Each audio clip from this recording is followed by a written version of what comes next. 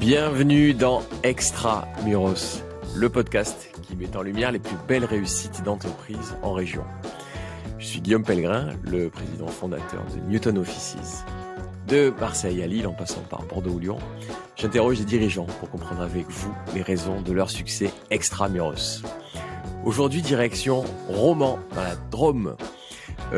Thomas Huriez, le président fondateur de 1083, va nous présenter sa marque de jeans et de baskets responsable Made in France. 1083, c'est la distance maximale qui sépare les deux villes les plus éloignées de France. Et on va donc réaliser et comprendre comment Thomas réinvente l'industrie textile en France avec ses jeans et ses baskets. C'est parti.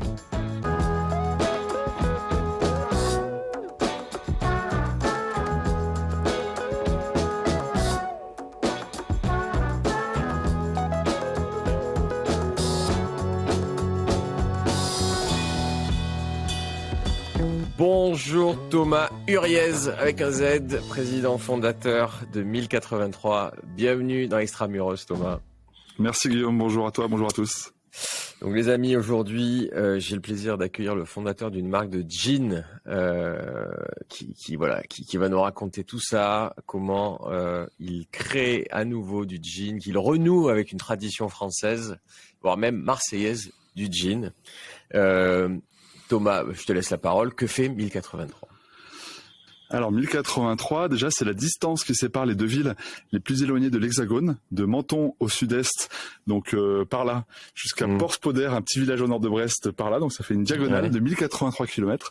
C'est 1083 km, donc c'est la plus longue distance possible dans l'Hexagone. Et il y a 10 ans, avec mon petit frère, il y a 9 ans et demi avec mon petit frère, on a eu l'idée de lancer une marque relocalisée au maximum de jeans et de baskets fabriqués à moins de 1083 km de chez vous, où que tu habites dans l'Hexagone.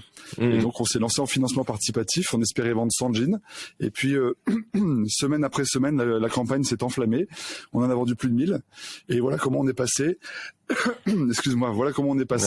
de 2 collaborateurs, Greg et moi, à plus d'une centaine aujourd'hui, parce que ça fait boule de neige et il y a de plus en plus de gens qui consomment des jeans made in France. Grâce à ça, on crée un maximum d'emplois. Super. L'histoire pourra même retenir que tu avais vendu 1083 jeans. Et donc, c'est en plus. C'est quoi? C'était des campagnes Ulule, ce genre de choses? Ouais, c'était sur Ulule. On était une des premières grosses campagnes de financement participatif en 2013 sur Internet. Et du coup, ça a créé un élan comme ça qu'on n'imaginait pas, parce que à l'époque, ni le Made in France, ni le financement participatif étaient vraiment très connus, très populaires. Donc, c'était une surprise un peu générale. Bon, super. Avant de plonger sur vraiment 1083, j'imagine que si tu fais ça, c'est que tu avais pris conscience d'un problème autour de l'industrie textile. Moi, ça fait écho à un article que j'ai lu récemment qui comparait l'industrie textile en termes de pollution au transport aérien. Ce qui m'avait un peu surpris. Est-ce que tu confirmes que ça pèse à peu près autant dans la production de carbone? Oui, complètement. Voilà. La production textile, c'est vraiment une consommation qui pose vraiment des problèmes de fond en termes d'industrie, avec des étapes qui sont très polluantes à chaque étape. En fait, un jean, ça pousse pas sur un arbre. Il faut d'abord cultiver du coton. Ce coton, il est cultivé de manière très intensive, généralement dans des endroits où il n'y a pas forcément beaucoup d'eau. Donc, il y a un problème d'irrigation qui est trop importante. Donc là, il y a des alternatives. Nous, c'est du coton bio de Tanzanie, qui est un coton pluvial. Donc, en fait, il n'y a pas d'irrigation artificielle. D'accord. Donc, on fait pousser du coton là où ça pousse normalement, en quelque sorte, sans pesticides. Ensuite, il y a des étapes qui se font partout dans le monde. Un jean, ça parcourt jusqu'à 65 000 km. C'est énorme. C'est 1 fois et demie le tour de la Terre. Et donc là, on voit bien que quand on relocalise les étapes de fabrication, on limite les kilomètres. Et du coup, on limite la pollution. Il y a aussi un élément très important, c'est la gestion de l'eau pour tout ce qui est teinture, délavage, ennoblissement, c'est-à-dire le traitement du tissu. Quand on fait ces étapes-là, en France et en Europe, on a des normes très importantes qui nous protègent, nous, en tant que citoyens, qu'on n'impose pas aux vêtements que l'on importe du bout du monde. Donc, du coup, il y a des problèmes de pollution de l'eau dans ces pays-là. Et comme l'eau est un cycle, qui nous reviennent sur le long terme par les eaux en général qui se polluent. Et puis, le dernier point, c'est que toute cette production consomme énormément d'énergie. Et cette énergie, elle est décarbonée dans des pays comme en France, avec l'hydraulique, le nucléaire. Mais dans d'autres pays comme l'Allemagne ou l'Asie, là, l'énergie est très carbonée. Donc en fait, entre un jean made in France qui fait très peu de kilomètres grâce à une énergie décarbonée et des normes très importantes, et un jean fabriqué au bout du monde, le facteur de pollution est de 1 pour 10 ou 1 pour 100. Donc vraiment la relocalisation, c'est un énorme levier de respect de l'environnement, en plus de toutes les conditions sociales qu'on imagine évidemment bien plus clean en France qu'au bout du monde. Donc un jean 1083 pollue 10 fois moins en moyenne qu'un jean lambda du... Oui, ça va dépendre des étapes. Ouais. Mais en termes de kilomètres, par exemple, ouais. Le jean 1083 aujourd'hui fait 6500 kilomètres parce qu'à part le coton qu'on importe de Tanzanie, tout le reste est fait en France. Ouais. Un jean conventionnel, c'est 65 000 kilomètres. Et le jean 1083 de demain, en 2023, il fera moins de 650 kilomètres seulement. D'accord. Parce que même le coton, on va le produire en France de manière agricole, plus de manière circulaire, puisqu'on va mélanger des jeans effilochés, des vieux jeans, avec du coton local neuf pour faire une fibre de qualité 100% locale. Tu recycles du jean, c'est ça? Exactement. Ouais. En fait, on a un champ... Exactement. Et on a, en France, on dit qu'on n'a pas de coton, mais en fait, c'est faux. Comme tous les pays occidentaux, on a énormément de gisements de matières premières dans nos placards. Et il s'agit maintenant d'apprendre à industrialiser leur recyclage pour en faire une matière première de nos vêtements neufs. Alors ça m'intéresse tout ça. Si on prend donc comment on crée un jean, donc sur la matière première, donc je comprends qu'aujourd'hui c'est Tanzanie parce que c'est naturel, il n'y a pas besoin de rajouter d'eau. En revanche, donc si on le fait en France avec une filière agricole, là ça sera quoi? Du coton bio qui nécessitera de l'eau mais pas trop. Ça marche comment sur ce point-là? Alors c'est déjà du coton bio de Tanzanie aujourd'hui. Ouais. Pour faire un jean, il y a 8 étapes. Donc la culture du coton, la filature, la teinture, le tissage, l'ennoblissement, c'est le traitement du tissu. Ensuite, il y a la coupe, la confection et le délavage. Sur ces 8 étapes, on en a relocalisé 7 avec des petits variants dans des pays limitrophes pour certaines teintures et certains fils, mais c'est à la marge. Par contre, 100% de nos fibres textiles coton sont importées. À part nos jeans en lin qui sont cultivés en France, sinon nos jeans en coton sont tous importés. Et donc l'enjeu, c'est de relocaliser ce coton. Sauf que on n'est pas sous des latitudes où les rendements du coton sont aussi bons que au niveau de l'équateur. Bien sûr. Donc en fait, si on veut faire du coton en France, on aura des mauvais rendements par rapport à du coton importé. Ouais. Si on fait du recyclage, on va avoir aussi d'une certaine manière des mauvais rendements parce que le coton recyclé, comme on va venir détisser des jeans, on va produire des fibres un peu courtes qui vont pas permettre de faire un fil de très bonne qualité. D'accord. Par contre, en mariant la faible quantité du coton neuf de qualité français que l'on expérimente aujourd'hui avec les grandes quantités des fibres les plus longues qu'on peut récupérer dans le recyclage, et ben en fait, le mélange des deux va faire une fibre de qualité 100% locale. Et c'est comme ça qu'on va remplacer par l'association d'une agriculture raisonnée plus de l'économie circulaire. C'est comme ça qu'avec nos armes, en France, on va remplacer du coton qui viendra d'un peu loin. D'accord. Et ça se produit où dans quelle région, le coton en France? Alors, nos expérimentations aujourd'hui sont dans le Gers et dans la Drôme. D'accord. Donc, près de Romans et près de Montréal du Gers. Très bien. Et où est-ce que, quand j'ai un jean massacré, je dois l'amener pour qu'il puisse arriver après chez toi? Alors, soit dans nos points de vente, on en a que 5 et on a 130 revendeurs, mais nos revendeurs ne prennent pas forcément tous les jeans parce qu'il n'y a pas le flux logistique encore adapté. Ah, par contre, si vous mettez dans les bennes de tri du Relais, d'Emmaüs, de tous ces dispositifs de collecte de vêtements usagés ou anciens, c'est aussi avec eux que l'on récupère une partie des jeans pour les effilocher et faire du fil neuf. Donc en fait, dans tous les cas, tant que vous ne le mettez pas à la poubelle, et que vous le mettez dans des filières de recyclage, à un moment donné, il va en être fait quelque chose, et si nous on tombe dessus, on va le recycler. Et là, il y a un espoir. Super. Alors, et je suis allé voir ton site internet, il y a la carte de France, c'est assez marrant de voir où tu fais quelle action. Est-ce que tu peux nous l'expliciter sur ces 8 étapes? Oui, alors déjà on a quand on imagine une filière donc vous avez compris, il y a 8 étapes, donc c'est un peu compliqué comme filière. Le textile, ça pousse pas sur un arbre. Ces 8 étapes, de manière basique, on dit qu'une filière, c'est une chaîne. Mais nous, on veut surtout pas faire une chaîne, parce qu'une chaîne, elle est faible du plus faible de ses maillons. C'est-à-dire que si, à l'étape 4, l'ennoblisseur fond les plombs, arrête, et en fait, ça fait tomber la chaîne. Donc toutes les étapes en amont et toutes les étapes en aval sont bloquées par la fermeture d'un seul des maillons. Ouais. Donc en fait, faire une filière sous forme de chaîne, c'est pas du tout raisonnable, c'est pas du tout résilient. Si on veut durer, il faut qu'on fasse une cotte de mailles, c'est-à-dire plein de maillons à chaque étape, de telle sorte à ce que si un maillon casse, et ben en fait il y a les copains au-dessus en dessous qui peuvent reprendre la charge du maillon qui a cassé, et tout le monde à l'amont et à l'aval ne souffre pas. Donc ça veut dire que notre développement repose sur une diversification d'ateliers qui sont assez complexes à animer, puisque du coup on a 3 tisseurs, on a 3 coupeurs, on a 4 ennoblisseurs, on a 2 teinturiers, on a 8 ateliers de confection, 2 ateliers de délavage. Donc ça fait un paquet de savoir-faire différents dont on pourrait être juste les sous-traitants. Mais sous-traiter à ce point des métiers si différents quand on n'y connaît rien, c'est pas raisonnable non plus. Donc, il y a 9 ans, quand on a vu que ça prenait et qu'on avait besoin de capacités de confection supplémentaires et qu'on trouvait pas d'atelier pour subvenir aux commandes de nos clients, on a décidé de créer nos propres ateliers, non pas pour remplacer nos sous-traitants, mais pour compléter. D'accord. Donc, en fait, 9 ans et demi plus tard, 1083, on est filateur, on est tisseur, on est coupeur, on est confectionneur, on est délaveur, et bientôt, on est cultivateur pour la première étape des expérimentations qu'on fait. Et recycleur. Et donc, grâce à ça, on sait faire tous ces métiers-là. On les pratique tous les jours. Sur les 105 emplois de l'entreprise, il y a 26 rangs, il y a 25 couturières. Donc, en fait, on est vraiment 60% d'ouvriers chez 1083 parce qu'on sait faire ce que l'on vend.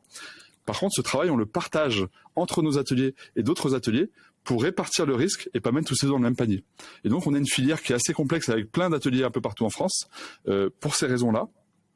Cette stratégie d'industrialisation, on appelle ça la perma-industrie, c'est-à-dire qu'on s'appuie sur les facteurs clés de succès de la nature pour créer une industrie, c'est-à-dire l'idée de créer et de produire ensemble en s'inspirant un maximum de la nature, parce qu'en fait, la nature, c'est l'industrie la plus performante du monde. Donc, on copie la nature, on essaye de s'en inspirer, et dans les grands facteurs clés de succès de la nature, il y a la diversité. Et donc c'est pour ça qu'on diversifie notre filière.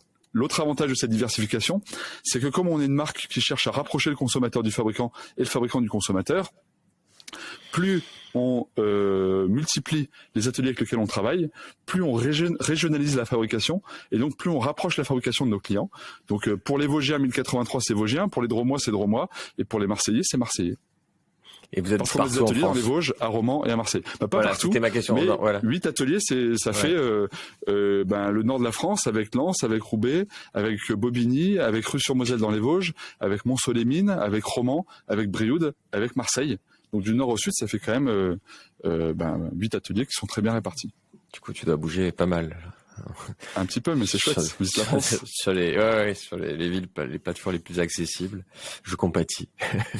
Mais moi j'aime ça, et c'est riche de voir la diversité de la France et de ne pas vivre que la France des villes, de ne pas vivre que la France du TGV, la France du train corail et la France des campagnes. Il y a plein de choses riches aussi à découvrir et à rencontrer. Toi, tu es basé à Romans ? À Romans-sur-Isère, donc dans la Drôme. Donc je suis à cheval sur une région qui est et urbaine et proche de la nature, puisqu'on est au pied du Vercors. Et oui. Et pourquoi Romans ? Parce qu'en fait, je suis venu m'installer ici il y a 15 ans pour pas qu'on vende la maison de mes arrière-grands-parents dans laquelle j'habite aujourd'hui. Et donc, c'est autour de ce projet familial que je me suis installé à Romans, que j'ai développé mon activité de commerce de vêtements bio-équitables en 2007. Et puis, au bout de 5-6 ans, mes fournisseurs ont fermé. Et c'est là où j'ai créé avec mon frère 1083 pour remplir mon magasin. Et puis, finalement, ça nous a dépassé. Bon, du coup, belle histoire, pleine de sens, qui démarre avec la famille et qui continue avec le boulot. C'est un peu comparable avec moi, je suis revenu à Marseille aussi, sur mes terres, en étant la 3e génération d'entrepreneurs dans mon groupe familial. Excellent. Si on revient, il y a quelque chose qui m'interpelle.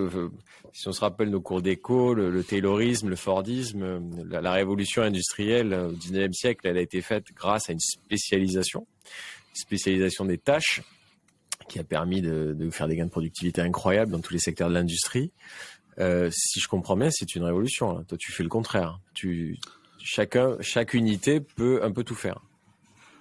C'est un travail d'équipe, même dans le taylorisme. En fait, chacun fait une part. Le poison, c'est toujours la dose. Et en fait, si chacun ne fait qu'une part, en fait, c'est là où on s'ébête mutuellement. on ne forme pas une équipe, mais on est chacun des petits robots à être monotâches et donc à y trouver peu de sens et peu d'énergie finalement dans tout ça. Donc ça c'est la fin. Dans les usines d'aujourd'hui, il y a forcément de la polyvalence qui se développe. D'une part, ça permet de fidéliser, de fédérer les équipes en développant les compétences de chacun. Ça permet de diminuer les maladies professionnelles aussi, puisque du coup on fait pas tout le temps les mêmes mouvements. Et puis c'est nécessaire aussi stratégiquement pour dérisquer nos ateliers, parce que si il y a une personne qui fait qu'une tâche et qu'elle est toute seule et que du coup elle est pas là, c'est exactement comme j'expliquais tout à l'heure avec la chaîne ou la cotte de maille. Si on fait un atelier en chaîne, on est très fragile en fait du plus faible de ses maillons. Donc en fait c'est pas raisonnable de ne pas travailler sur la polyvalence aujourd'hui, et on voit bien que ce taylorisme a ses limites qu'il a fallu faire évoluer. Et nous, on croit beaucoup en la polyvalence, on croit beaucoup dans les savoir-faire, on croit beaucoup dans le fait d'accueillir nos clients dans nos usines pour qu'ils voient les savoir-faire, à tel point qu'on partage nos savoir-faire en open source pour permettre à nos clients de faire leur propre jean 1083 à la maison. Et celles et ceux qui s'y amusent sur leur machine à coudre familiale, elles vivent le fait que ça met des heures de faire un jean, que c'est un vrai métier, qu'on n'a pas la précision forcément quand on n'est pas un professionnel ou très doué en couture. Et donc, quand on voit le labeur que c'est de fabriquer un jean, on comprend bien qu'en fait, ça peut pas valoir 20 €. Et donc, nous, plus on engage nos clients dans cette démarche de savoir-faire que l'on vit, plus notre rapport qualité-prix est compris, puisque du coup, on voit tout ce qu'il y a derrière un jean. Alors justement, tu viens de parler prix, et puis ceux qui nous regardent sur YouTube voient que derrière toi, on a des stocks. Ça coûte combien, et si on prend un peu la phase aval de cette production, comment est-ce que tu le distribues? Alors, ce qui est intéressant quand on parle de prix de la mode, c'est que c'est pas un sujet très très très important. C'est-à-dire qu'en fait, on ne s'habille pas pour ne pas être tout nu ou pour se protéger du froid ou du chaud. De manière archaïque, quand on vivait tous dans des grottes, qu'on était tous poilus, on n'avait pas besoin physiologiquement de chaussures parce qu'on marchait pieds nus comme les animaux, et de vêtements parce qu'on était poilus. Pour autant, déjà, parce qu'on était des êtres humains et pas que des animaux entre guillemets, eh bien en fait on se parait de bijoux, de tentures, de tatouages. Et donc en fait la mode répond à l'enjeu émotionnel de se parer, en fait, un enjeu identitaire. C'est pour ça qu'en fait il y a des gens riches qui dépensent peu d'argent dans les fringues et des gens pas très fortunés qui dépensent un paquet d'argent dans les marques, dans les vêtements, dans les téléphones portables, dans les voitures, en fait tout ce qui dit une part de ce que l'on est. Et donc l'enjeu n'est pas de faire les vêtements les moins chers possibles, mais juste de donner un sens suffisant à nos clients pour qu'ils aient envie de se parer de nos vêtements. C'est ce que font très bien les grandes marques de mode, avec un marketing qui suscite une désirabilité qui fait que on a envie d'être l'étendard de telle ou telle marque parce que ça nous fait du bien en fait. La mode fait plus du bien à l'intérieur qu'à l'extérieur. Et donc cet état de fait, elle amène à quelques hérésies économiques. Vous prenez un jean de marque à 100, 120, 130 €. Donc son prix est assez cher sur l'étiquette du vêtement. Il s'en vend plein, Levi's, Diesel, Le Temps des Cerises, enfin il y a 1000 marques de jeans qui sont au-dessus de 100 €. Qu'on ne questionne pas sur le prix en fait, parce qu'en fait c'est pas notre sujet. On est plutôt sur l'émotion que ça nous apporte et l'identité que ça nous apporte. Et à côté de ça, on a des marques de fast fashion qui nous vendent des jeans 20, 30 €. Donc quand on regarde l'étiquette de prix, il y a une énorme différence entre les deux. Mais si on quitte l'étiquette de prix et qu'on s'intéresse à l'étiquette de composition, alors là, c'est la surprise. Ces deux jeans si différents, tellement il y en a un qui est 3 fois plus cher que l'autre, se trouvent être fabriqués dans les mêmes pays d'Asie, avec les mêmes matières premières. D'accord. Donc en fait, ce sont deux jeans identiques, qui sont vendus à des prix très différents, ce qui paraît scandaleux, parce que du coup, c'est le même jean, mais c'est pas du tout scandaleux, puisqu'encore une fois, avant d'acheter un produit, on achète une identité, une émotion. Donc en fait, on va donner de l'argent, on va être prêt à consacrer de l'argent pour un jean qui nous paraît nous offrir plus d'émotions. Et donc on le voit à travers les marques et les publicités des grandes marques, elles jouent beaucoup sur les bénéfices émotionnels que nous procure leur marque. Et ça se voit, plus on est dans le luxe, plus on perçoit ça dans leur communication et dans leur univers de marque. Et donc ça veut dire quoi? Ça veut dire que en gros les enseignes de fast fashion, elles achètent leur jean 10 € et elles le vendent 20 ou 30, donc elles font x2 ou x3. Comme la grande distrib, comme Decathlon. Et les enseignes, les marques de mode, elles achètent 10 aussi, mais elles vendent 80, 100, 110, 130, 150 €. Elles font beaucoup plus de marge. Cette marge, elle sert à financer le marketing, un réseau de distribution plus complexe, plein d'intermédiaires, des soldes, parce qu'il faut bien augmenter le prix pour pouvoir le baisser derrière. Et donc tout ça, ça coûte cher en marge. Nous, on s'est dit, le marché du jean à 30 € en Made in France, ça ne nous intéresse pas, on n'y croit pas, et en plus c'est pas souhaitable de tous se payer quelques dizaines d'euros par mois. Donc en fait, c'est pas un avenir de consommer des vêtements si peu chers. C'est d'ailleurs très récent dans l'histoire de la consommation qu'on ne consacre que 20 balles à un jean. Il y a 30 ans, un jean ça pouvait pas coûter 20 francs en quelque sorte. Donc nous on veut pas être râler-pâquerette, on pense que c'est pas l'avenir de se tirer vers les bas les uns les autres. Par contre, il y a un gros marché de jeans de marque entre 100 et 150 €. Et il suffit de regarder les fesses des gens dans les rues pour voir qu'il y a un paquet de Levi's, de Diesel, de plein de marques qui coûtent 20, 100, 120, 130 €. Et en fait, on s'est dit, si les gens sont prêts à mettre cet argent-là dans un jean pour une émotion virtuelle, on va essayer de faire une émotion réelle en faisant du Made in France. Sauf que du coup, on va pas prendre le même modèle économique que Levi's, c'est-à-dire acheter pas cher et vendre un peu plus cher grâce à toute l'émotion qu'on va transmettre à nos clients. Ouais. Mais on va prendre le même modèle économique que H&M, que Zara, que la map du coin ou que Decathlon, c'est-à-dire acheter en direct et vendre en direct dans nos magasins et sur Internet, pas d'intermédiaire. Grâce à ça, notre jean, on peut l'acheter 40 € pour le vendre 120 €. Donc on peut l'acheter 4 fois plus cher que Levi's en quelque sorte. Ouais. Et grâce à ça, on peut acheter du coton bio plus vieux, on peut acheter la filature en France, la teinture en France, le tissage en France, l'ennoblissement en France, la confection en France. On peut tout relocaliser simplement par un modèle de distribution plus court. C'est le pari qu'on a fait en 2013. C'était du bon sens pour nous, même si personne ne croyait que la filière du jean pouvait se reconstruire en France. Et 10 ans plus tard, on voit bien, parce qu'on est rentable chaque année, qu'on investit dans l'économie circulaire, que ce pari du circuit court sur un marché moyen de gamme, moyen haut de gamme, est possible. Et donc c'est comme ça qu'on grandit depuis le début. Alors nous, on vend pas du rêve, on vend une filière française, on essaie d'impliquer nos clients dedans. Je me mets volontairement dans notre atelier pour que vous voyez comment c'est un atelier de jean. Alors là, les machines à coudre sont à côté, je pouvais pas mettre la caméra là-bas, et je vous emmènerai si ça vous dit, si je peux trimballer le matériel. Et en fait, l'idée, c'est que cet atelier il est ouvert au public justement pour vous montrer qu'en fait, 20 € pour un jean, c'est pas possible. Et quand on achète un jean 120 €, il y a bien mieux à faire pour notre économie locale que d'acheter un jean qui est fabriqué en fait au bout du monde et qui coûte 10 € à fabriquer. Alors ça me rappelle un cours que j'avais eu, mais qui date un peu, parce que je vieillis, mais avec Tristan Lecomte, qui était le fondateur d'Alter Eco, qui nous expliquait le modèle économique du commerce équitable, et qui justement parlait pas de jean, mais parlait de chocolat, il me semble, et qui comparait en fait les coûts de production d'un chocolat en commerce équitable, qui du coup rémunère mieux le producteur de la fève de cacao dans le pays où ça pousse naturellement. Et ensuite le coût de revient que pouvait avoir une grande marque de grande distrie sur son chocolat, qui du coup avait un coût essentiel qui était le marketing. Et c'est exactement ce que tu décris, c'était pour se donner une image sociale de si j'achète telle marque de chocolat, je me donne aussi quelque part l'impression que ça va peut-être être meilleur qu'un chocolat de commerce équitable, comme une grande étiquette sur un grand vin, ou même si parfois tu sais pas vraiment faire la différence entre le vin, la bouteille à 150 balles et la bouteille à 80. Mais c'est un peu le principe. Et pourquoi est-ce que le modèle de commerce équitable était fonctionnait?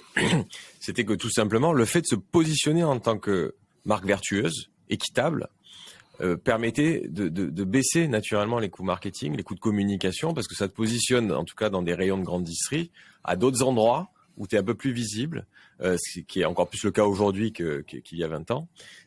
Et donc, à la fin, pouvoir même, théoriquement, être même moins cher, paradoxalement, que le produit grande conso, qui n'a pas bien rémunéré le producteur de base, mais parce que finalement, si tu appliques à peu près les mêmes taux de marge, étant donné que tu as un coût de revient qui est inférieur du fait de ces coûts marketing et de communication qui sont plus faibles, eh bien, tu pouvais paradoxalement être moins cher, et ce que tu ne pouvais pas vraiment faire à l'époque, pour pouvoir être quand même cohérent, dire non, si c'est équitable, ça doit quand même être un peu plus cher, je dois avoir l'impression de participer à quelque chose de vertueux. Ouais, c'est exactement la même chose. Alors nous, on n'arrive pas à être moins cher, parce qu'en fait, nous, on a différents types de concurrents. On a des concurrents qui font du pas cher vendu cher. Bon, ceux-là, on arrive à mettre plus de valeur ajoutée au même prix de vente. Par contre, on a des concurrents qui achètent pas cher et qui vendent pas cher parce qu'ils ont le même modèle économique que nous. C'est-à-dire, c'est des marques qui vendent en direct. H&M, Zara, Primark, etc. Bon, eux, ils achètent du pas cher. Et ils le vendent pas cher. Ce sont presque les plus honnêtes, parce qu'en fait, on en a pour son argent. Alors que les marques de mode, c'est pas dit qu'on en ait pour son argent, quoi. Ouais. Mais ce que donc tu soulèves là, c'est que le fast fashion n'est pas forcément de la mauvaise qualité alors. Ah non, ça n'a rien à voir. Ce qu'on prend avec ce terme fast de style, je vais le prendre et je vais mettre ce t-shirt qu'une seule fois. C'est ça le vrai gâchis parce qu'en plus, ce sont des fibres qui peuvent durer tout autant qu'un truc qui a coûté 200 balles. En fait, la marque ne fait pas la qualité, le pays de fabrication ne fait pas la qualité et le modèle de distribution ne fait pas la qualité non plus. Donc en fait, ça ne veut rien dire. Vous pouvez acheter du Made in France de mauvaise qualité. Après, si vous êtes dans ce cas-là, en tant que marque, vous êtes mal barré, vous êtes proche de vos clients. Donc en fait, la proximité, elle est un excellent garde-fou pour faire de la qualité. Elle vous aide à vous améliorer. Et nous, nos jeans de 2022 sont beaucoup mieux que ceux de 2013. On a appris plein de choses. Et ceux de 2023, j'espère bien qu'ils seront encore mieux que ceux de 2022, qui étaient même mieux que 2021. Donc en fait, on a cette logique d'amélioration continue qui est drivée, tractée par la proximité. Et après, il y a des vêtements à bas coût qui sont de bonne qualité, des vêtements chers qui sont de mauvaise qualité. Ce qui est intéressant, c'est que quand même, quand on met un prix important dans son vêtement, on y fait plus attention. Donc en fait, le vice qu'il y a derrière la fast fashion, c'est plus la logique de surconsommation et de surproduction qui fait qu'en fait, au-delà même des conditions de fabrication, la pollution dont on parlait au début de l'échange liée au textile, elle est énormément due à la surconsommation et à la surproduction de vêtements. Voilà. On consomme trop de vêtements et nous d'ailleurs on dit chez 1083, on achète 60 millions de jeans tous ensemble chaque année en France. C'est un jean par an et par personne. C'est beaucoup trop parce qu'en fait on met pas un an pour acheter un jean ou alors c'est de la merde. Et donc l'enjeu c'est de voir comment on peut faire pour faire consommer moins les consommateurs français. Et donc puisque les marques de mode sont les mieux placées pour faire consommer un maximum de jeans à un maximum de gens, finalement pour proposer une alternative, il n'y a pas mieux qu'une autre marque de mode pour dire bah non, nous, on va essayer de vendre à un maximum de clients le minimum de jeans.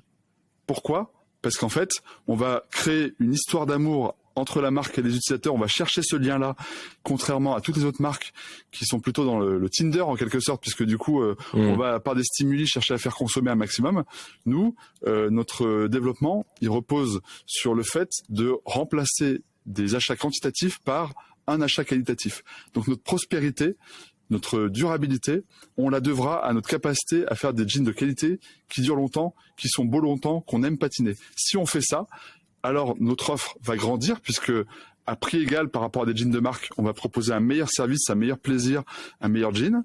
Et donc cette consommation de qualité qui va amener les gens à consommer mieux, elle va nous désintoxiquer des stimuli du plaisir de consommer beaucoup.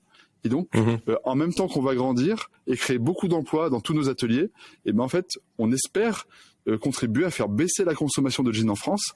Et donc, on voit bien qu'en fait, remplacer une consommation de quantité par une consommation de qualité, c'est un énorme levier de croissance pour les entreprises françaises. Et donc, nous, on croit beaucoup à ça. Mais il est où l'équilibre ? Parce que si je fais un raisonnement par l'absurde, si plus personne n'achète de jeans parce que finalement ça y est on est tous équipés avec des super jeans et on s'en fout de la mode et donc on peut garder notre jean même troué, rapiécé, ça aussi c'est notre sujet, c'est pendant 10 ans tu meurs. Il est où le bon équilibre ? C'est très simple. On considère en France qu'on achète 3% des vêtements qu'on achète en France sont fabriqués en France. Donc déjà dans la mode, le Made in France c'est pas glorieux, c'est 3%. Quand on s'intéresse aux jeans, il y a 9 ans et demi, c'était 0 jeans ou quelques dizaines, mais ultra marginal de vêtements, de jeans fabriqués en France pour 67 millions vendus. Donc en fait, 0 emploi pour un marché de 0 jeans. En 10 ans, nous, on est actuellement à 50 000 jeans par an, ce qui est énorme pour nous à l'échelle de la filière qu'il a fallu construire, mais ce qui est encore marginal sur les 67 millions de jeans. On a créé 250 emplois directs et indirects. 105 chez nous, plus 150 chez nos sous-traitants. Juste avec 50 000 jeans. Et avec nos confrères, les autres marques de jeans Made in France, qui font la confection ou le tissage ou d'autres étapes en France. Nous, on fait tout, mais il y en a qui commencent à faire des choses et c'est trop bien. Tous ensemble, on fait 100 000 jeans sur 67 millions. Ça doit représenter déjà 400 emplois. Avec juste 0,15% du marché français. D'accord. Donc, le potentiel de création d'emplois est absolument énorme. Si, au lieu de vendre 67 millions de jeans, dont 0,15% de jeans made in France, on faisait juste 6 millions de jeans, dont 100% de made in France, ce qui est caricatural, mais ce sont des dizaines de milliers d'emplois qu'on créerait en France. Donc, en fait, la réduction du marché, le remplacement d'un achat quantitatif par un achat qualitatif est extrêmement vertueux, quand, derrière un achat, toutes les étapes sont faites en France. Nous, il y a 10 ateliers qui bossent derrière chaque jean. Bon, bah, ça fait 10 emplois au moins dans chaque atelier. Donc c'est énorme l'impact économique du remplacement d'une consommation de qualité à la place d'une consommation de quantité. Alors du coup, très clair. Donc, je comprends. Je comprends pourquoi du coup ça marche. Après, moi, il y a autre chose, c'est que depuis Baudelaire, on a inventé un truc qui s'appelle la mode. Qui fait que c'est ce que tu parlais sur les codes sociaux, les codes d'appartenance à certains groupes. C'était les pas de def, après c'est les slim, et puis après il y a ci, il y a ça. Si tu veux pas avoir l'air ringard, t'es obligé de, même si ton jean te va encore bien et qu'il est pas troué, parfois même il faut le trouer, mais à en changer. Comment voilà, c'est quoi ta vision là-dessus? Comment est-ce que en gardant un jean 10 ans, on n'a pas l'air d'un plouc au bout de 3? Alors déjà, la chance qu'on a dans le jean, c'est que c'est une mode beaucoup plus lente.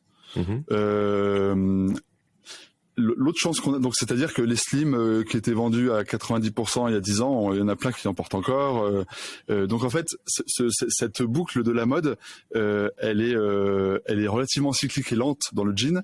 Donc on n'a pas trop de sujets d'obsolescence programmée. Alors que le principe même de la mode, c'est l'obsolescence programmée. Bah ouais. C'est-à-dire que ce qui est à la mode, forcément, se démode. C'est dans le mot même. Et du coup, c'est un côté vicieux. Que dans le jean, on peut se permettre de ne pas faire de mode, on peut se permettre de faire du style. C'est-à-dire faire un truc, un vêtement, une coupe, un modèle, une couleur qui dure, en fait, qui nous plaît. Et c'est tellement frappant dans le jean qu'en fait, le jean, on aime le patiner. On aime le faire vieillir, on aime l'user, on aime le faire évoluer. En fait, c'est un vêtement vivant. Mon pull rouge, si il s'use et qu'il devient rose ou rouge pâle, on va le jeter. Un jean, s'il se patine, on va l'aimer. On va tellement l'aimer qu'on va l'acheter neuf, déjà usé. C'est quand même paradoxal. Ouais. Mais c'est une excellente nouvelle. Ça veut dire qu'en fait, le jean est un vêtement qu'on va aimer porter longtemps. Et donc, tout l'enjeu, c'est de créer un lien entre le consommateur et son vêtement pour que...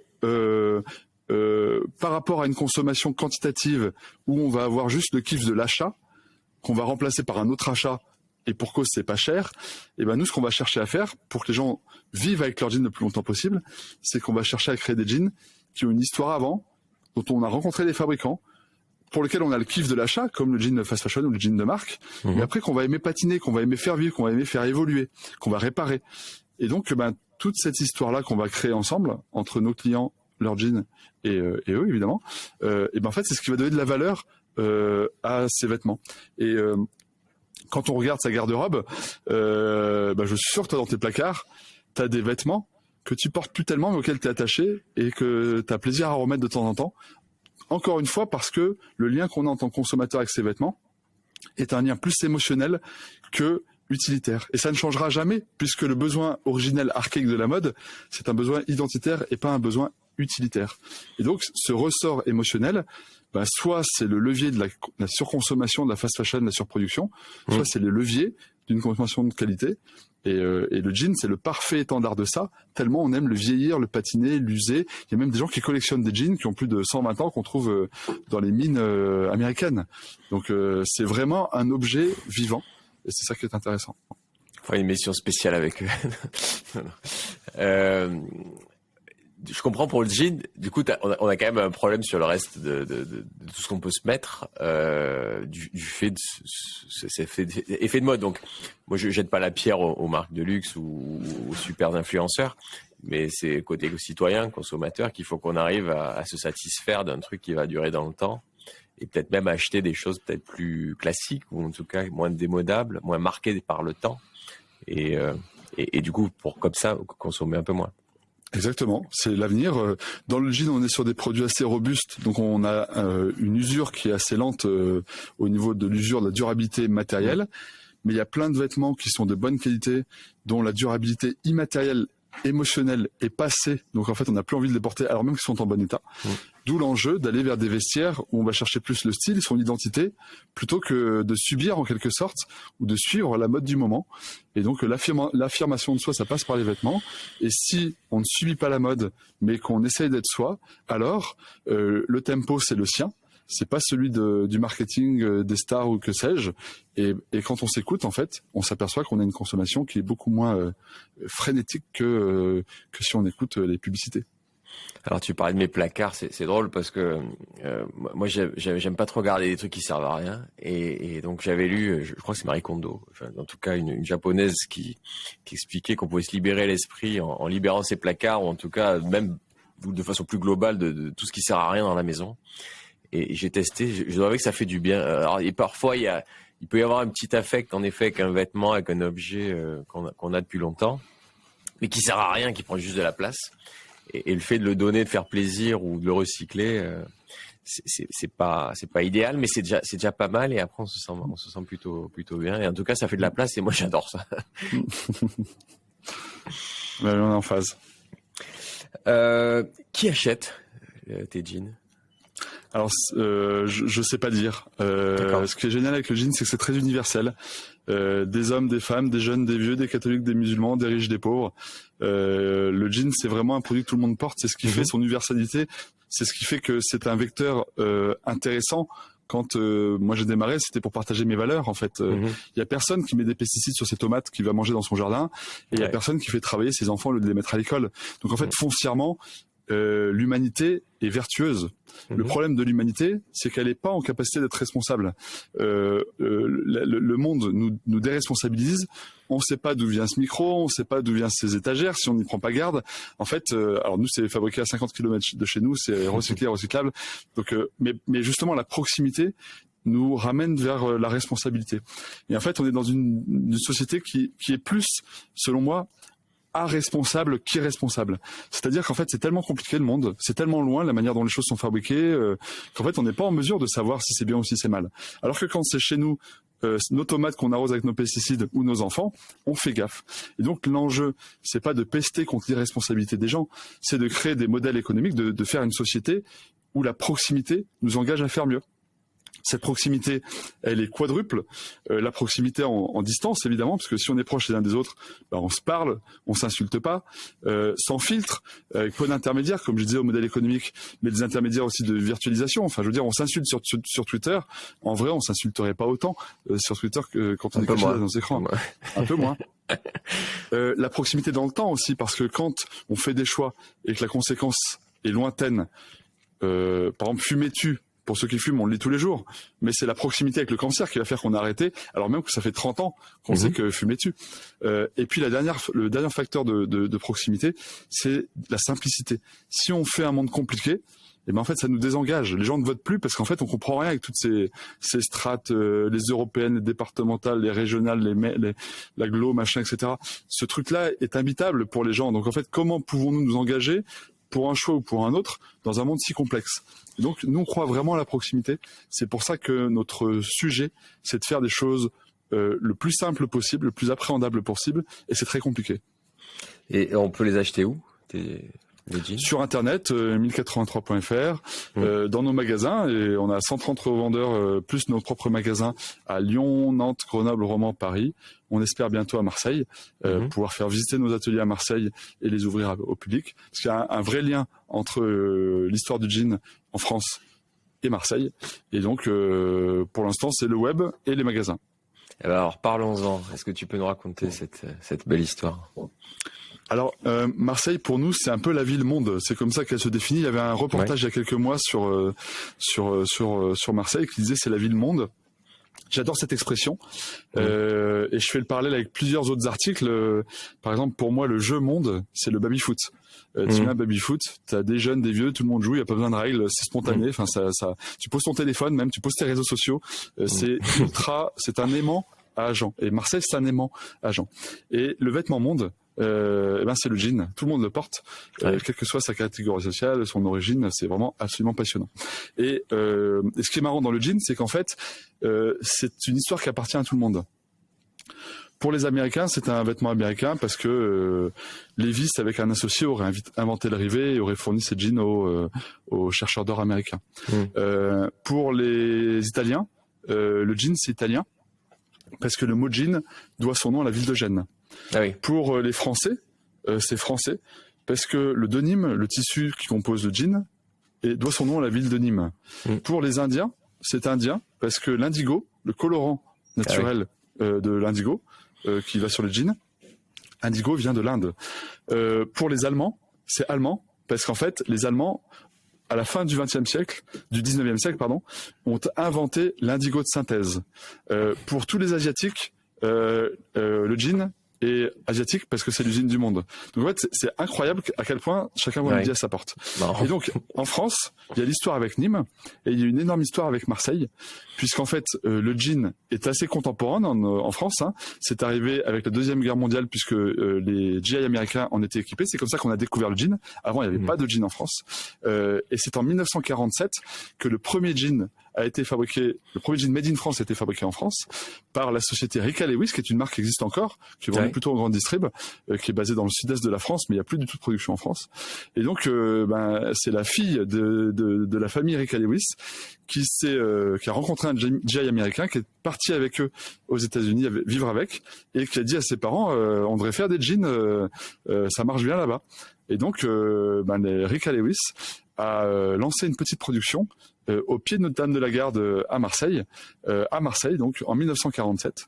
Et donc l'épopée du gin à Marseille s'est lancée là. Marseille, pour nous, c'est la capitale du gin. Le premier gin a été fabriqué là-bas. Et puis, avec les différentes vagues d'immigration et les ateliers qui se sont créés, eh bien, en fait, tout l'écosystème marseillais s'est extrêmement développé autour du gin, avec des délaveurs, des confectionneurs qui ont vraiment grandi à Marseille, des marques de renom qui sont nées à Marseille, comme le Temps des Cerises, comme Caporal et plein d'autres. Et du coup, cet écosystème, il est faible aujourd'hui parce que du coup, ça s'est éteint avec les délocalisations dans les années 2000. Mais grâce à une rencontre avec un atelier de confection tout petit, avec 2 personnes qui tenaient un atelier qui avait été assez gros avec des dizaines de personnes dans les années 90, et en fait, on a redémarré ensemble cette aventure du gin à Marseille. En financement participatif, on est allé les voir pour vendre 100 jeans. Ils étaient que 2, ils ont bien voulu nous les fabriquer. Et puis maintenant, c'est des milliers de jeans qu'on fabrique chaque mois dans leur atelier pour nos clients. On va même faire des projets ensemble, on l'espère, à Marseille, pour fusionner leur atelier et la marque 1083 pour permettre à nos clients de voir à Marseille, dans la capitale du gin, créer une sorte de cité du gin pour voir comment un gin est fabriqué. Et donc, si on trouve un local qui nous permet de faire un emplacement adapté, on sera ravis de faire de Marseille, à notre petite échelle, un peu plus une capitale du gin que ce que c'est connu aujourd'hui. Bon, moi, tu sais que je fais l'immobilier à Marseille, donc je t'aiderai avec grand plaisir. Ça me rappelle quand même pour ceux qui ne la connaissent pas, l'histoire de la fondation de Marseille, c'est quand même le mariage entre un marin phocéen grec, donc qui arrivait de la ville de Phocée, avec la fille du roi local de l'époque, 2600 ans avant Jésus-Christ, donc Gyptis et Protis, qui de leur union ont lancé cette ville de Marseille. Donc c'est quand même drôle que plus de 2600 ans plus tard, il y a une union entre une Marseillaise et un Américain qui à nouveau crée quelque chose localement, quoi. Et quand je me demande toujours pourquoi il y a autant de marques qui naissent dans cette ville de Marseille, tu y réponds quelque part en disant que c'est cette ville cosmopolite, que je trouve plus cosmopolite qu'internationale d'ailleurs, une ville-monde dans le sens où justement il y a ce brassage depuis toujours et qui crée certainement les conditions d'une créativité. C'est ça, ça fait partie, je parlais de perma-industrie tout à l'heure, et de facteurs clés de succès de la nature pour former une industrie vraiment hyper performante, hyper inspirante, beaucoup plus que la meilleure des industries humaines. Dans les 6 facteurs clés de succès de la nature, il y a le fait que la nature, elle crée, elle produit tout le temps. La nature, elle diversifie tout. La nature, elle est circulaire. La nature, elle se limite, elle s'autorégule. La nature, elle s'interconnecte partout. Et donc cette notion d'interconnexion, elle est ultra féconde partout où cette interconnexion, elle est animée en quelque sorte. Et quand on est sur une géographie de rencontres avec des ports, avec un accès à la mer, avec des voies de circulation, ça donne ce foisonnement, quoi, cette richesse. Ben ouais. Ça me rappelle l'épisode qu'on avait fait avec Nicolas Rohr, donc de Fago, qui est une superbe histoire aussi, et avec un vrai souci de préservation de la nature de façon globale. Mais d'ailleurs, avec lui, on avait découvert que le plastique pousse, c'est un peu ce que tu disais sur le coton, le plastique pousse pas en France, et qu'il vaut mieux faire des semelles de chaussures en Asie, localement, là où la matière première se trouve, et la transporter de la façon la plus écologique possible, pour à la fin créer des produits qui durent et qui tiennent et qui sont pas débiles en termes de production carbone. Nous, notre parti pris, c'est vraiment la proximité. On trouve couillon d'acheter en France des jeans français. Ça n'a pas plus de sens de vendre en Chine des jeans. Non, on trouve couillon d'acheter en France des jeans chinois. Ça n'a pas plus de sens de vendre en Chine des jeans français. Donc nous, on n'est pas très branché import-export. Il y a des produits sur lesquels c'est hyper adapté parce que ça pousse pas chez nous. Donc là, c'est toute la beauté du commerce international et toute la beauté des échanges qui fait le mélange des cultures, la richesse. Par contre, fabriquer partout, centraliser les fabrications d'un truc qu'on pourrait fabriquer partout, c'est couillon parce qu'en fait, ça provoque énormément de transport. Donc nous, nos chaussures, nos semelles, aujourd'hui, elles viennent d'Espagne. Demain, elles vont venir de France parce qu'on travaille avec un fabricant de semelles dans le centre de la France pour mutualiser entre différentes marques des semelles made in France. On veut développer les filières locales, pas parce que la France fait mieux que les autres, juste parce que c'est sain et durable. Et si un jour on vend des jeans aux États-Unis ou en Angleterre, ce seront des jeans qui seront fabriqués aux États-Unis ou en Angleterre. On croit au développement et à l'exportation et à l'essaimage de notre modèle. On ne croit pas à l'import ou à l'export de nos produits, parce qu'on pense qu'il y a des solutions locales qui demandent de la créativité, qui tordent un peu les conventions, mais qui sont infiniment plus vertueuses. Et tu trouves toute la matière première du coup, là où c'est au travers du recyclage comme pour le jean? Non, on trouve pas toutes les matières premières, mais on a le souci de les relocaliser à chaque fois. Quand on a démarré les jeans et les baskets, on a démarré avec un petit atelier de basket à Romans. Aujourd'hui, on est associé de cet atelier, on est associé même de 3 autres ateliers de chaussures, plus on est partenaire d'ateliers qui sont dans l'ouest de la France. En fait, un écosystème, ça se crée, ça tombe pas du ciel. Et donc il y a un sureffort à produire de toutes parts, aussi bien de nous que des banquiers, que des clients, pour générer une dynamique de relocalisation. Parfois c'est payer un peu plus cher, parfois c'est attendre des livraisons, parfois c'est accepter des imperfections qui font que le coup d'après c'est mieux. Ce sureffort, il génère des créations d'emplois, il génère le développement d'entreprises locales et il nous permet de former une filière plus robuste avec un maximum d'étapes relocalisées. On est local sur les lacets, on est local sur les tissus, mais par exemple, les renforts, ils viennent d'Allemagne, c'est les plus proches qu'on ait trouvé. Les semelles, elles viennent d'Espagne, mais on a bon espoir de les relocaliser en France, comme on l'a fait pour le jean, pour la filature, par exemple. Ouais. Tu n'as pas de problème de main-d'œuvre et de compétences? Parce que on a l'impression que tous les savoir-faire se sont barrés en Asie et que c'est plus dur de le faire ici et de retrouver ces métiers. Alors, ce qui est sûr, c'est que les savoir-faire de ces pays qui se sont spécialisés dans notre consommation, avec des produits, ces usines du monde, en fait, ont développé un savoir-faire individuel et collectif absolument extraordinaire qu'on a complètement perdu. Donc, il faut le reconstruire. Et donc, l'enjeu, c'est pas est-ce qu'on peut le construire, parce qu'en fait, il faut. Et donc, c'est comment on s'y prend. Et ce comment, il est parfois facilité par des rencontres, comme notamment l'atelier Création à Nice à Marseille, avec lequel on s'est rencontrés il y a 10 ans, qui nous a permis de lancer notre aventure et de grandir ensemble. Et parfois, on trouve personne. Donc, on itère, c'est-à-dire on essaye, ça marche pas, on réessaye, ça marche pas, on réessaye, ça marchouille, on réessaye, et puis voilà comment on progresse. Et en l'expliquant en transparence avec nos clients, il y a des projets qui sont mornés, il y a des projets qui ont cartonné, il y a des projets qui s'améliorent au fil de l'eau. En fait, l'enjeu, c'est pas de vendre du rêve, c'est pas de vendre du parfait. L'enjeu, c'est de vendre une ambition, de partager une ambition d'amélioration continue, de création d'emplois, de développement économique, de protection de l'environnement, où on est tous partie prenante, chacun à sa place. Et c'est cette boule de neige-là qu'on veut susciter. Et on pense que cette boule de neige, elle générera de l'engagement si on est transparent, si on offre des rencontres, si on permet aux fabricants de savoir pour qui ils bossent et aux clients de savoir ce qu'ils consomment. Cette boule de neige-là nous paraît imparable. Après, ça irait plus vite et ce serait plus facile si on était encore formé. Mais si on était encore formé, on serait pas là en fait. Il y aurait pas besoin de nous en quelque sorte. Et donc, tu arrives à recruter? Bon. Oui, on y arrive. On a la chance d'avoir des valeurs très fortes. Crédible parce qu'on est cohérent, donc on a beaucoup de candidatures spontanées. Après, il faut se former. Il y en a qui ont envie d'aimer la mode et puis finalement qui aiment pas, donc ils changent de métier, ou alors qui déménagent parce que ils ont rencontré un chéri ou une chérie. Enfin, c'est la vraie vie après une entreprise normale. Mais oui, on arrive à recruter. Oui. Autre question, quand on est un consommateur lambda, qu'on a envie de bien faire, mais qu'on n'a pas l'info, comment on fait pour savoir que ce produit il est bon? Maintenant, on sait que 1083, s'il y a ça sur l'étiquette, c'est cool. On sait que Fago, il fait gaffe. On sait que Patagonia a des valeurs. Mais est-ce qu'il y a, un niveau de prix où on se dit c'est pas idiot, des labels? Comment on fait?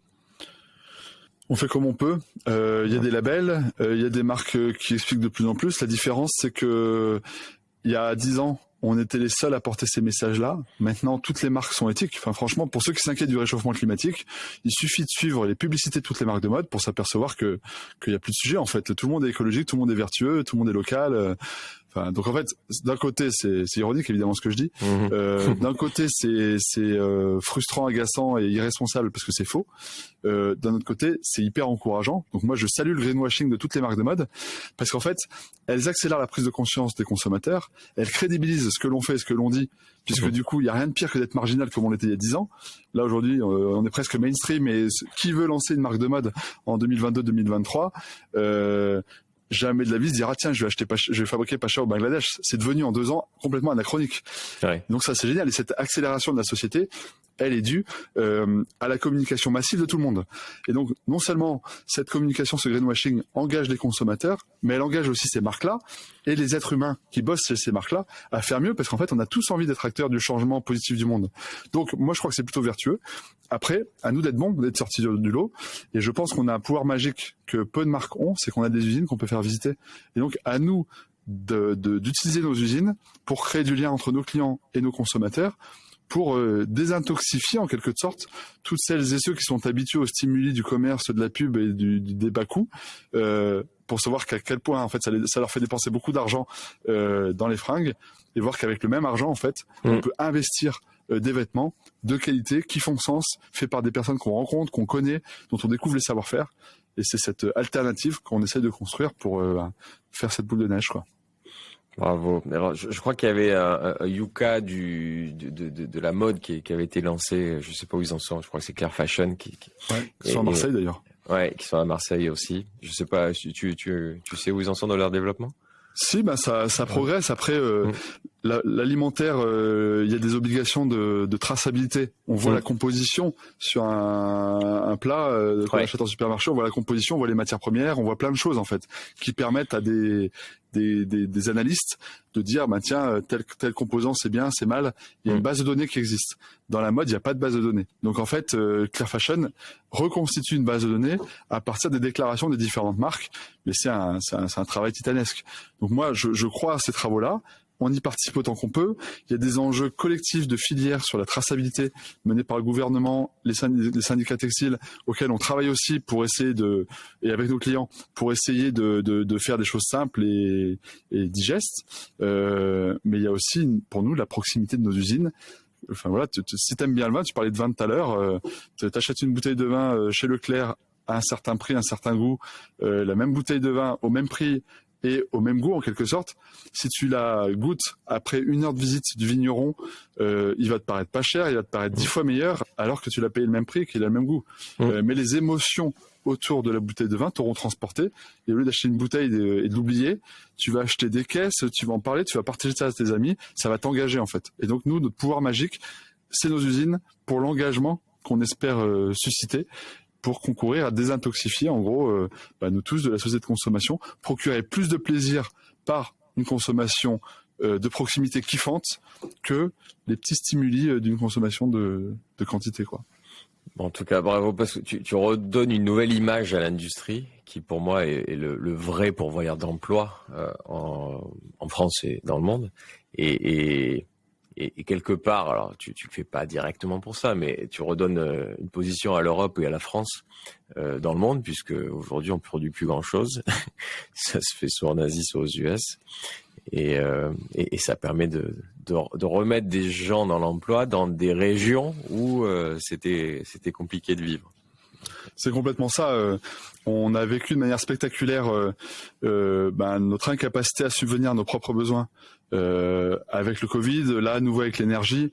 Donc en fait, on voit bien qu'on est fragile de ce qu'on ne sait plus faire. Ouais. Et donc c'est obligé en fait que reconstruise quelque chose. Donc ça prend du temps, c'est long, c'est frustrant parce qu'il y a plein de choses qu'on savait faire il y a si peu et en fait on les a perdues. Mais c'est pas grave, on s'en fout du passé. Le but c'est d'avancer. Et cette industrie, c'est vraiment quelque chose que j'adore moi parce qu'en fait l'industrie c'est quoi? C'est créer et produire ensemble. Ça existe depuis la nuit des temps. C'est pas, moi je vois pas l'industrie industrie que au sens usine, quoi. Et d'ailleurs, même le mot industrie, il n'est pas du tout utilisé que pour les usines aujourd'hui. Quand on parle d'industrie de la mode, quand on parle d'industrie de la musique, c'est pas des usines, c'est des œuvres aussi.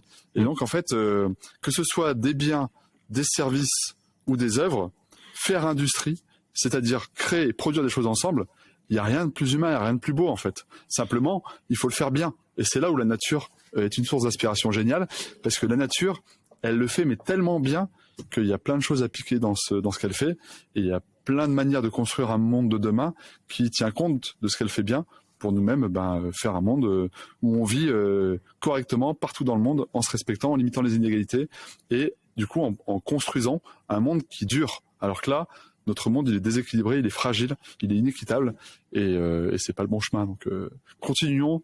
Le progrès pour nous, c'est la perma-industrie, c'est cette idée de faire société en s'inspirant des facteurs de succès de la nature. Bon, c'est une super conclusion, mais c'est dommage, j'avais encore d'autres questions. Non, je vais quand même te les poser, mais parce que ça aurait été une très belle fin du podcast. Non, je me demandais qui était au capital de ta société, comment alors, si tu peux en parler. Bien sûr, oui, il n'y a absolument rien de secret. Hein. C'est justement, nous, on ouvre tout pour susciter de l'engagement. C'est une société que j'ai créée avec mon petit frère, avec mes deux petits frères. Il y en a un qui bosse avec moi, un autre qui bosse pas avec moi. Moi, je suis encore majoritaire à titre perso. J'ai 53, 4, 5% de part, je sais plus précisément. Grégoire, mon frère, qui est directeur général de l'entreprise, à 15, 16, 17, 18, 19%, quelque chose comme ça. Et après, pour notre développement, on a fait une levée de fonds avec des fonds à impact, donc avec une rentabilité de cet investissement qui est capé, qui est limité, pour qu'un maximum de la richesse créée serve le développement du projet. Et donc, ces fonds à impact, c'est le crédit sur fonds propres, c'est Inco et c'est Terre et Fils Investissement, donc des fonds sur du long terme qui nous accompagnent. Et cette société, donc c'est une société classique pour l'instant, on est en plein travail sur la gouvernance. On ne se verse aucun dividende, donc toute la richesse créée reste à 100% dans l'entreprise et elle irrigue nos projets de développement et notre équipe avec des rémunérations qui sont capées statutairement, limité de 1 à 5. Et aujourd'hui, pour te dire, chez 1083, on ne dépasse pas de 1 à 3. Moi, je paye 3 000 € par mois aujourd'hui. Et on est 105 dans la boîte. Donc en fait, vous êtes 105, vous êtes 105 par emploi. Et donc le but, c'est de continuer de grandir, continuer de se rémunérer mieux, de gagner en confort, de conserver nos talents, etc. Mais dans un écart de salaire qui fait que tout le monde se sent respecté, en conservant 100% de la richesse que l'on crée. Donc tous les bénéfices qu'on fait, c'est comme une association en fait. On ne se les redistribue pas, on les garde dans l'entreprise pour investir sur les équipes et sur les projets. Et vous êtes profitable depuis plusieurs années? Et on est rentable. Ça fait 9 ans qu'on a créé 1083. On a tout le temps été rentable, sauf en 2019, l'année où on a staffé un peu plus l'équipe pour passer un cap, grandir. Et d'ailleurs, on a grandi encore depuis. Donc c'est par le choix de gestion des équipes de se staffer plus en 2019. Sinon, on a toujours été rentable. Là, on clôture au 31 août et on a une rentabilité de l'ordre de 4% et un EBE de l'ordre de 7-8%. Donc c'est très propre.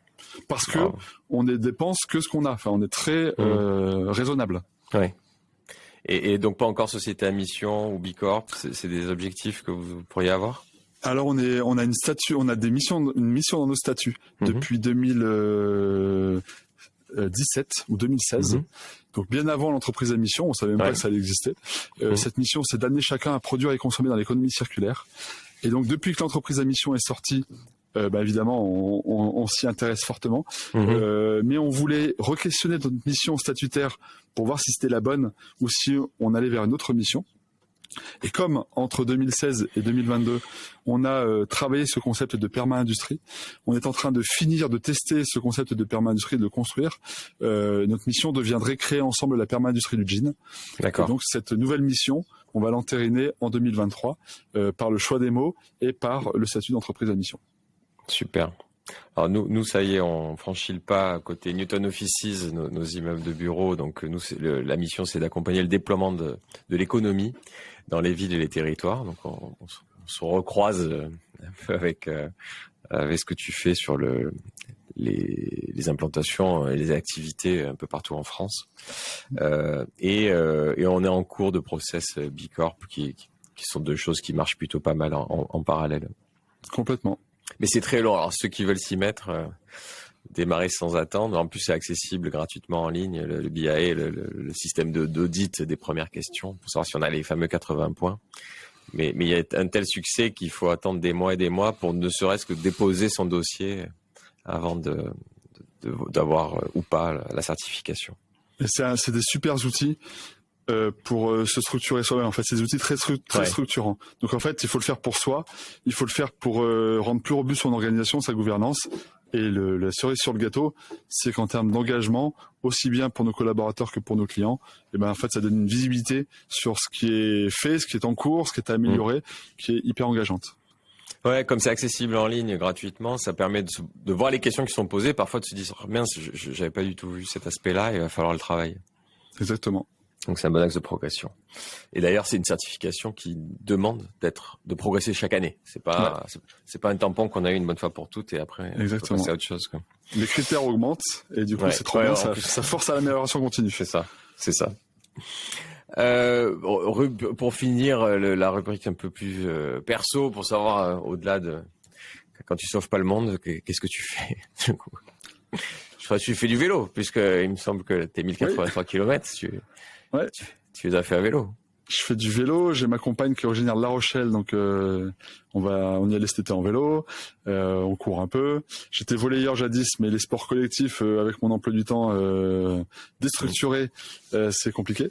Mais voilà, comme tout le monde, des chouettes moments en famille, des projets perso, un peu de sport, un peu de détente, mais en fait c'est tellement plus qu'un travail en fait. 1083, c'est tellement un engagement personnel, et c'est tellement rempli de projets que je travaille énormément, mais en fait j'ai pas le sentiment de travailler. C'est plus une succession de projets avec des gens avec qui on partage ses aventures et ses émotions que le sentiment de travailler en quelque sorte. C'est dommage, il faudrait inventer un mot qui dit travailler, mais pas travailler sans la notion de subir en fait. Et cet engagement, je pense que c'est quelque chose que l'entreprise doit essayer d'offrir aux salariés quand ça trouve un écho, et qu'on a, je pense, assez naturellement en tant qu'entrepreneur quand on a la chance de mener un projet qui fait sens avec qui l'on est, quoi, et avec ses convictions.